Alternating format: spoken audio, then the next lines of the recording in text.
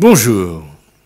Dans la même veine que la proposition de loi française de 2005 vantant les aspects positifs de la colonisation, une nouvelle affaire défraie la chronique en Guadeloupe. Pour rappel, Aimé Césaire avait vivement protesté contre ce projet en refusant de recevoir le ministre de l'Intérieur de l'époque, Nicolas Sarkozy. Une décision de justice vient de valider l'installation, à l'initiative d'un groupe de descendants des colons, d'une stèle commémorative en hommage à l'arrivée des premiers colons en Guadeloupe. Cette affaire avait provoqué, il y a quelques semaines, le courroux de plusieurs organisations afro-descendantes qui dénonçaient une célébration de la colonisation et de l'esclavage. Abandonné dans un premier temps face aux réactions d'opposition et surtout au refus de la municipalité de Sainte-Rose, le projet a bénéficié finalement d'une décision de justice favorable.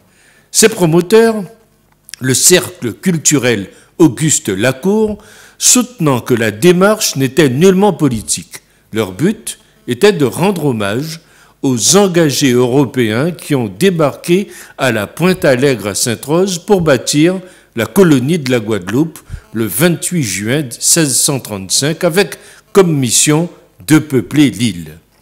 Le juge du tribunal administratif de Basse-Terre a rendu le 6 mars dernier une décision favorable au cercle Auguste Lacour.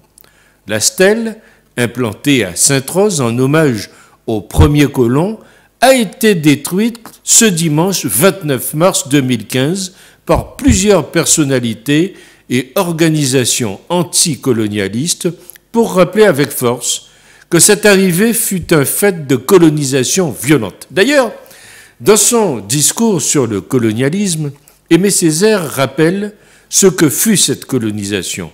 Faut-il aussi rappeler que l'arrivée des colons n'était pas une visite touristique et qu'elle fut liée à l'extermination des Amérindiens dans les Caraïbes et à la mise en esclavage des Africains. Nous disons que commémorer cette arrivée-là, c'est-à-dire honorer sa mémoire, revient donc à faire l'apologie du colonialisme et de ses bienfaits et à minimiser le crime esclavagiste qui en fut le prolongement. Une manière de rappeler à cette occasion que la loi Taubira, si elle a permis une qualification législative du crime, a totalement vidé la question de sa dimension pénale et judiciaire. C'est ce que je crois.